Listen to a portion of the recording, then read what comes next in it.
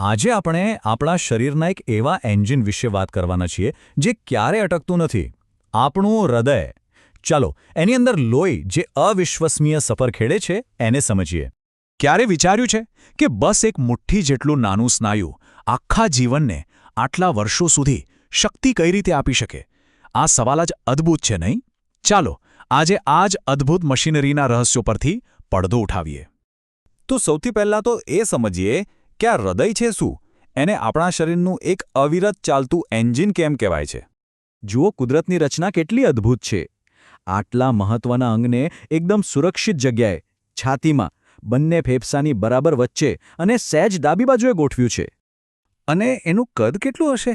બહુ મોટું નહીં, બસ કોઈપણ વ્યક્તિની પોતાની બંધ મુઠ્ઠી જેટલું જ.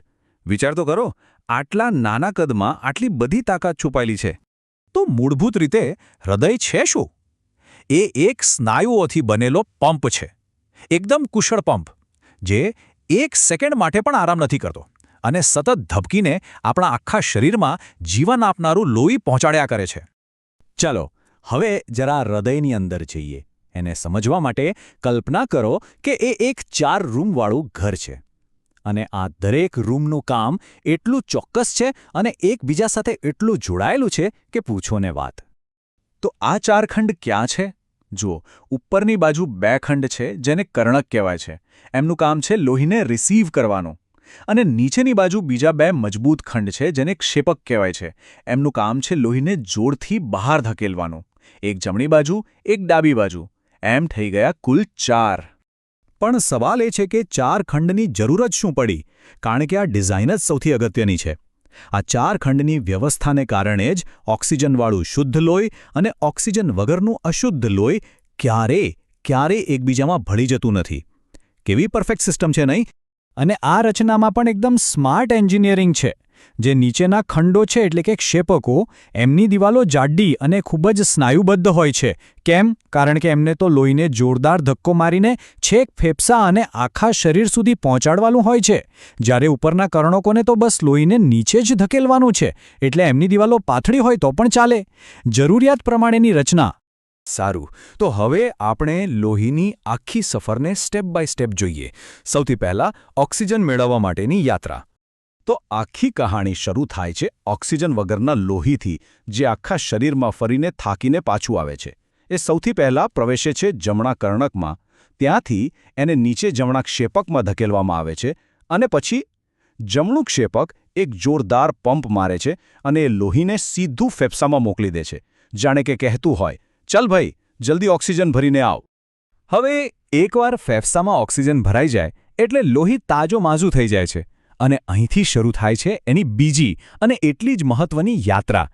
તો હવે આ ઓક્સિજનથી ભરપૂર એકદમ ફ્રેશ લોહી ફેફસામાંથી પાછું ફરે છે હૃદયમાં, પણ આ વખતે ડાબી બાજુ, એટલે કે ડાબા કર્ણકમાં. ત્યાંથી એ જાય છે હૃદયના અસલી પાવર હાઉસમાં, ડાબા ક્ષેપકમાં. આ ડાબું ક્ષેપક એટલે તો જાણે હૃદયનો સુપર હીરો છે. એ એટલી તાકાતથી સંકોચાય છે ને કે લોહી આપણા માથાના વાળથી લઈને પગના નખ સુધી દરેક કોષ સુધી પહોંચી જાય છે. પણ એક મિનિટ, આ બધું સાંભળવામાં જેટલું સરળ લાગે છે એટલું છે નહીં. એક સવાલ મનમાં થાય કે લોહીને કઈ રીતે ખબર પડે છે કે ક્યાં જવાનું છે? એ ઊંધી દિશામાં કેમ નથી જતું? આ સવાલનો જવાબ છુપાયેલો છે હૃદયના પોતાના ટ્રાફિક પોલીસમાં. અને એ છે હૃદયના વાલ્વ. આ વાલ્વ બીજું કંઈ નહીં પણ એક માર્ગી દરવાજા જેવા છે. એક કર્ણક અને ક્ષેપકની વચ્ચે આવેલા હોય છે. એ લોહીને આગળ તો જવા દે, પણ જેવું લોહી પસાર થઈ જાય એટલે તરત જ ધડામ દઈને બંધ થઈ જાય છે. આને કારણે લોહી ભૂલથી પણ પાછું ફરી શકતું નથી. એની યાત્રા હંમેશા આગળ જ વધે છે. ટૂંકમાં કહીએ તો આ વાલ્વ જ એ વાતની ગેરંટી છે કે લોહીનો પ્રવાહ ક્યારેય ઉલટો ન વહે. એ જ ક્ષેપકોમાંથી લોહીને પાછું કર્ણકોમાં જતું અટકાવે છે. એમના વગર તો આખું સર્ક્યુલેશન ખોરવાઈ જાય. એકદમ પરફેક્ટ ચેકપોઇન્ટ છે. તો ચલો આખી સફરને એકવારમાં ફરીથી યાદ કરી લઈએ. ઓક્સિજન વગરનું લોહી શરીરમાંથી હૃદયમાં આવ્યું અને હૃદયમાંથી ગયું ફેફસામાં. પછી ઓક્સિજનવાળું લોહી ફેફસામાંથી પાછું હૃદયમાં આવ્યું અને હૃદયમાંથી ગયું આખા શરીરમાં. બસ આ જ ચક્ર, આ જ સુંદર લય અવિરત ચાલ્યા કરે છે અને આપણને જીવંત રાખે છે. અને તમને ખબર છે આ લય આખું ચક્ર દિવસમાં કેટલી વાર પુનરાવર્તિત થાય છે? 1 વાર? 2 વાર? ના, દિવસમાં 1 લાખથી પણ વધારે વાર. જરા આ આંકડા પર વિચાર તો કરો. આપણું હૃદય એક પણ રજા લીધા વગર, થાક્યા વગર, દિવસમાં 1 લાખથી પણ વધુ વખત આ સંપૂર્ણ ચક્રને દોહરાવે છે. આ વાત આપણને સહનશક્તિની અસલી તાકાત વિશે શું નથી શીખવતી? કદાચ કુદરતની એન્જિનિયરિંગ અને સતત પ્રયત્નોનો આનાથી મોટો કોઈ દાખલો ન હોઈ શકે.